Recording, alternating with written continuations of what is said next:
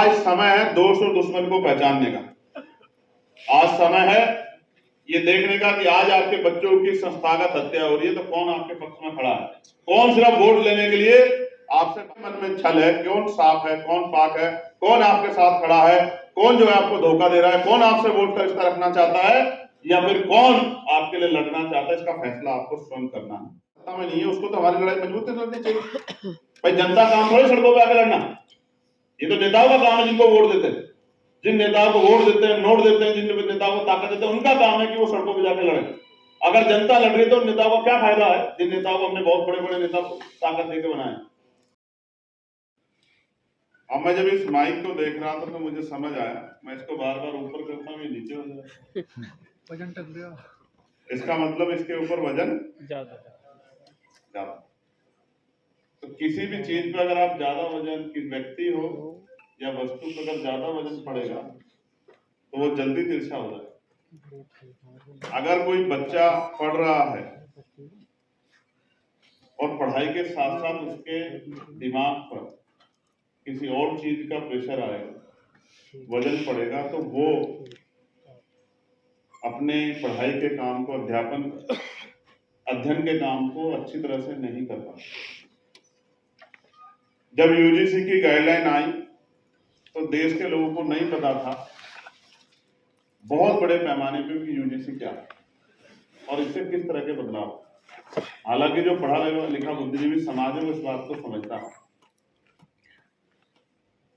2012 में होराट कमेटी के जरिए जो रिप्रेजेंटेशन आया था, उसके बाद यूजीसी की गाइडलाइन बनी थी जिसमें एससी एसटी के लोगों को, बच्चों को जो सेंट्रल यूनिवर्सिटी में पढ़ रहे हैं, उनको अधिकार मिले थे कि उनके ऊपर जो जाति के आधार पे भेदभाव होता है वो भेदभाव नहीं होना चाहिए यूनिवर्सिटियों में।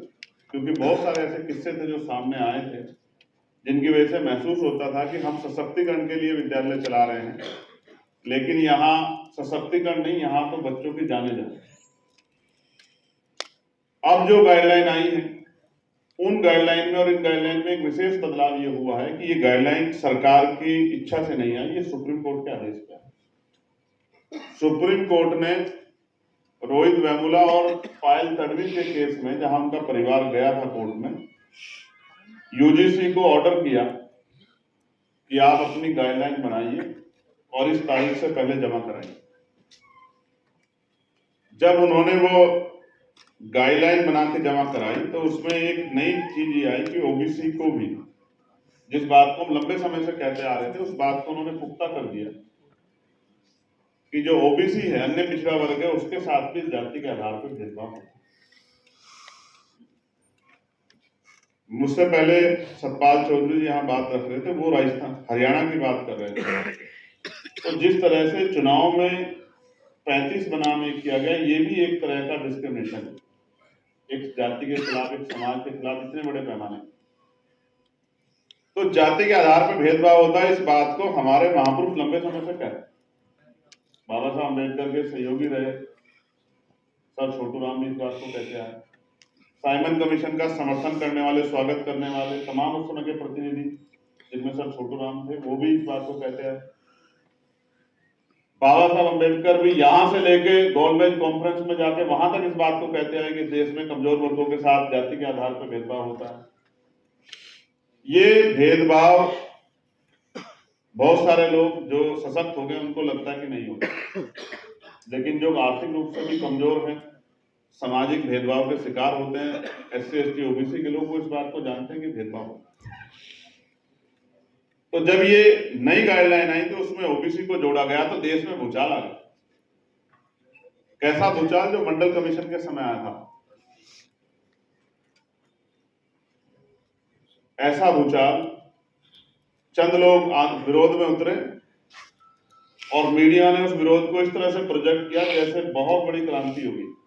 मेरे आज भी याद है 2 अप्रैल 2018 का जो आंदोलन हुआ था, 12 बजे तक उस आंदोलन के लोग मजाक बना रहे थे कि क्या कमजोर वर्गों के लोग भी भारत बंद कर सकते हैं। लेकिन 12 बजे के बाद देश का हर न्यूज चैनल कोशिश कर रहा था कि वो इस आंदोलन को बदनाम करे।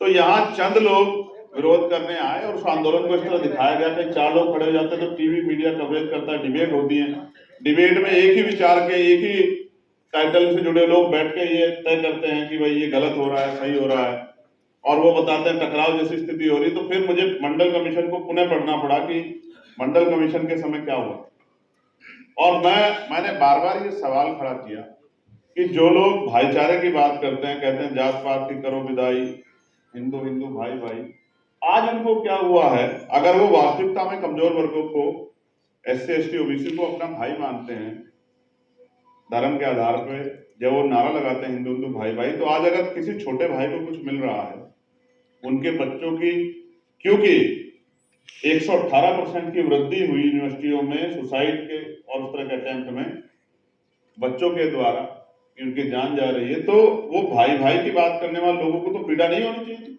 उनको तो चाहिए था वो स्वागत करते इस बात। भाई अगर मैं बहुजन समाज के लोगों को भाई कह रहा हूं तो मैं पार्लियामेंट में ये भी कह रहा हूं कि पिछड़े वर्ग को पॉलिटिकल रिजर्वेशन मिलना चाहिए। आप अगले एक हफ्ते में देखना, मैं इस बात को बहुत जोर से उठाऊंगा, मैं मंचों से कह रहा हूं कि पिछड़े समाज को 27% मिला है, ये बढ़कर 52% होना चाहिए। हम लोग इस बात की मांग को उठा रहे हैं, इससे हमें किसी बात की दिक्कत नहीं है। हम लोग जिनको बहुजन समाज कहते हैं, चाहे वो दलित हो, चाहे वो पिछड़े हो, आदिवासी हो, मुसलमान हो, जैन हो, सिख हो, बौद्ध हो, हम सबके लिए आवाज उठा रहे हैं। अगर उनको कुछ मिलेगा तो हमें दिक्कत नहीं है, तो यही तो भाईचारा हुआ ना। तो क्या तो ये नारा खोखला भाई भाई का जो लोग लगाते हैं, या फिर अगर नारा खोखला नहीं है तो इसका मतलब ये है कि जब जब हमें कुछ मिलेगा तब तब इस देश में मजबूती से विरोध होगा। और विरोध तो हम लोग भी करते हैं अपने अधिकारों के लिए। किसान आंदोलन में कितना बड़ा विरोध, 700 किसान शहीद हुए, लेकिन देखने दिखाने का चश्मा तो एक ही है, वो अपने चश्मे से दिखाते हैं। कभी वो कहते हैं कि फॉर्च्यूनर में किसान नहीं हो सकता, यही तो तर्क देते हैं ना, वो फॉर्च्यूनर चलाने वाला किसान नहीं हो सकता है, ट्रैक्टर वाला किसान नहीं हो सकता है, बड़े बंगले वाला किसान नहीं हो सकता है। तो जो भी आंदोलन करने सरकार खिलाफ है, उन्होंने क्या कहा? SC ST के लोग आए कि ये तो नक्सली है, किसान आए तो ये खालिस्तानी है, मुसलमान आए तो कहा कि आतंकवादी है, किसी को माओवादी कहा, किसी को कुछ कहा। तो उनका काम तो मीडिया बड़ी आसानी से कर देती है, जो काम सरकार नहीं कर पाती वो मीडिया कर देती है। और उसी टीवी को देख के हमारे लोग प्रभावित होते हैं, उसी टीवी को देख के जज साहब का मन बदलता है। और इतने केसेस होने के बावजूद आपको सोचना चाहिए, इतने केसेस पेंडिंग पड़े हैं। मध्य प्रदेश का 17% का 27% का जो है पेंडिंग पड़ा है, 13% जो है वहां जो रिजर्व किया गया है, रोका गया है, वहां का वो पेंडिंग पड़ा हुआ है। लेकिन उस पेंडिंग को छोड़ के यहाँ जो है एक दिन पहले PL दाखिल होती है और अगले दिन उस पर स्टे हो जाता है, रोक लग जाती है। ये इस बात का उदाहरण है कि कमजोर वर्गों के पक्ष में न सरकार। बात मैं आपसे इसलिए कह रहा था कि एक दिन पहले PIL दाखिल होती है और अगले दिन सुनवाई हो जाती है। इतने लाखों मामले पेंडिंग पड़े हुए हैं, उनको नकार के 90 में मंडल कमीशन आ गया था। उसके बावजूद मध्य प्रदेश में 14% रिजर्वेशन मिलता है पिछड़ी जातियों को, 13% होल्ड किया हुआ है। उनका मामला लंबे समय से पेंडिंग पड़ा हुआ है, कभी हाईकोर्ट सुप्रीम कोर्ट भेज देती है, कभी सुप्रीम कोर्ट वापस हाईकोर्ट भेज देती है। तो चिंता होती है हमारे कमजोर वर्गों के, किसानों के मन में, मजदूरों के मन में कि ऐसा क्या है कि कल फाइल हुआ और आज स्टे हो गया और हमारे मामलों में फैसले नहीं हो रहे। इसलिए मन में चिंताएं पैदा होती है कि देश का लोकतंत्र किस तरफ जा रहा है, देश के इंस्टीट्यूशन किस तरफ जा रहे हैं, सरकारें किसके पक्ष में खड़ी हैं, कोर्ट किसके पक्ष में खड़े हैं, एजेंसियां किसके पक्ष में खड़ी हैं। ये सारी बातें आज हमारे सामने।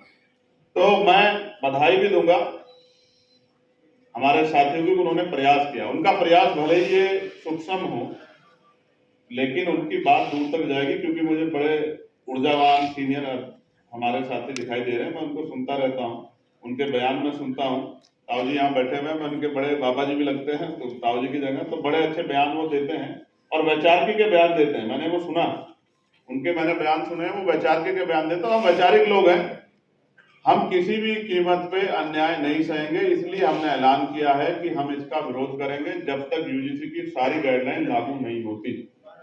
और जब तक ये लागू नहीं होती, जब तक ये स्टे खत्म नहीं होता, तो हम आंदोलन भी करेंगे और जितना भरसक हमसे प्रयास हो सकता है वो प्रयास भी करेंगे। मैं आपसे भी आग्रह करता हूं, समय है दोस्त और दुश्मन को पहचानने का। आज समय है ये देखने का कि आज आपके बच्चों की संस्थागत हत्या हो रही है तो कौन आपके पक्ष में खड़ा। वोट लेने के लिए आपसे भाईचारा करने का, नारे लगाने का, नारे दिखाने का, मूर्ति दिखाने का, फोटो दिखाने का प्रयास करते हैं। मन में छल है, कौन साफ है, कौन पाक है, कौन आपके साथ खड़ा है, कौन जो है आपको धोखा दे रहा है, कौन आपसे वोट का रिश्ता रखना चाहता है, या फिर कौन आपके लिए लड़ना चाहता है, इसका फैसला आपको स्वयं करना है। आंदोलन नहीं चला रहे, विचार आधारित आंदोलन चला रहे हैं और विचारधारा के अनुसार पे हमें निर्णय लेने हैं। इतनी बड़ी जनता में नहीं है, उसको तो हमारी लड़ाई मजबूती से लड़नी चाहिए। भाई जनता काम थोड़ी सड़कों पे आके लड़ना, ये तो नेताओं का काम है जिनको वोट देते हैं। जिन नेताओं को वोट देते हैं, नोट देते हैं, जिन नेताओं को ताकत देते हैं, उनका काम है कि वो सड़कों पे जाके लड़े।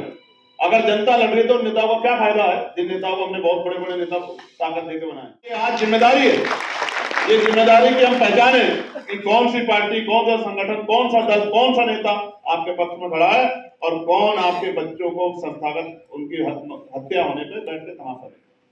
और अगर आज नहीं जागे तो मैं आपको लिख के दे रहा हूं, वो दिन दूर नहीं है कि ऐसे ऐसे कानून इस देश में आएंगे कि आपको ऐसा लगेगा कि क्या वास्तविकता में हम इस देश के रहने वाले हैं, या कानून ये हमारे लिए बन रहे हैं या हम कोई बाहर के लोग। इस तरह की स्थिति आज देश में पैदा हो रही है।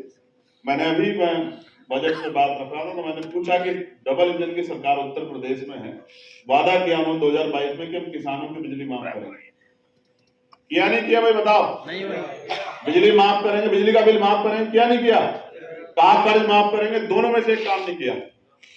लेकिन जब चुनाव आएगा तो एक एजेंडा लेके आ जाएंगे हिंदू मुसलमान का, और हमें फिर कोशिश करेंगे कि हम उनके एजेंडे पे जो है वोट का निर्धारण जनता कर दे और वो सत्ता में आ जाए। आपको और मुझे क्या मिला मुजफ्फरनगर के बाद? अब अपने दिल से पूछ कर देखो क्या मिला मुजफ्फरनगर के बाद? हम लोग क्या मिला? ये मिला कि जो सेना की नौकरी हमारा गर्व हुआ करता था, वो अग्निवीर करके हमें किसी लायक में छोड़ा। आज हमारे बच्चे अग्निवीर में जाने से डरते हैं, कहते हैं कि 4 साल की नौकरी में कौन गाँव में लगाए। देश की सीमाएं कमजोर कर दी सरकार ने। और मैं अभी आज मेरा 0 आवर में क्वेश्चन था कि जो हमारे अर्धसैनिक बल हैं, जो देश के लिए पहली पंक्ति में खड़े होकर जान देते हैं, चाहे असम हो चाहे मणिपुर, अभी भी असिस्टेंट कमांडेंट जो है कोबरा फोर्स के हमारे अजय मलिक साहब, उनका पैर उड़ गया। नक्सलवादी क्षेत्र में ऑपरेशन में थे, पैर उड़ गया, कोई पूछने वाला नहीं, उनके प्रमोशन नहीं हो रहे। अर्धसैनिक बलों को सेना की तरह सम्मान नहीं मिल रहा, उनको शहीद होने पे, शहादत होने पे शहीद का दर्जा नहीं मिल रहा है देश के अंदर। और सबसे अग्रिम पंक्ति में बीएसएफ खड़ी होती है, पाकिस्तान के साथ खड़ी होती है, चाइना के साथ सामने खड़ी होती है और लड़ाई लड़ती है। जंग में जो है उनके दांत खट्टे करते दुश्मन, लेकिन नहीं मिल रहा है क्योंकि सरकार नहीं देना चाहती, पुरानी पेंशन नहीं देना चाहती, प्रमोशन रिजर्वेशन नहीं देना चाहती। तो तमाम तरह से हमें इन मुसीबतों से निकलने के लोकतांत्रिक व्यवस्था में हमें भाईचारा बनाना पड़ेगा। और ये जो मुहिम हमारे साथियों ने शुरू की है, सतपाल जी और तमाम साथियों ने, मनोज जी ने, मैं उनको बधाई देता हूँ कि वो आज का जो उन्होंने प्रयास किया ये सफल होगा, ये बात दूर तक जाएगी। और जब बुद्धिजीवी समाज अपनी बात को, अपनी जिम्मेदारी को उठा लेगा तो वो दूर नहीं कि एक बड़ा परिवर्तन भी सामाजिक रूप से दिखाई देगा, जिसका फायदा आने वाली नस्लों को मिलेगा। और हम इसीलिए लड़ रहे हैं क्योंकि बाबा साहब अम्बेडकर कहते थे कि जो समाज अपना इतिहास नहीं जानता वो कभी भविष्य का निर्माण नहीं कर सकता। तो हम इतिहास को जानते हैं कि इस देश की इस व्यवस्था का, आज के कमजोर किसानों की हाल का जिम्मेदार कौन है और हम कैसे आगे बढ़ सकते हैं, कौन हमारा मित्र है, कौन हमारा राजनीतिक शत्रु है, इस बात को हम जानते पहचानते हैं। और हम अपनी लड़ाई को मजबूती से लड़ेंगे, तब तक लड़ेंगे जब तक हम अपने महापुरुषों के सपने को, अधूरे सपने को पूरा नहीं करते। और ये तभी संभव है जब हम भाईचारा बनाएं, क्योंकि लोकतंत्र में सरों के द्वारा शक्ति का निर्णय होता है, तो वो तभी हो पाएगा जब आपके अंदर भाईचारा हो। बहुत बहुत धन्यवाद।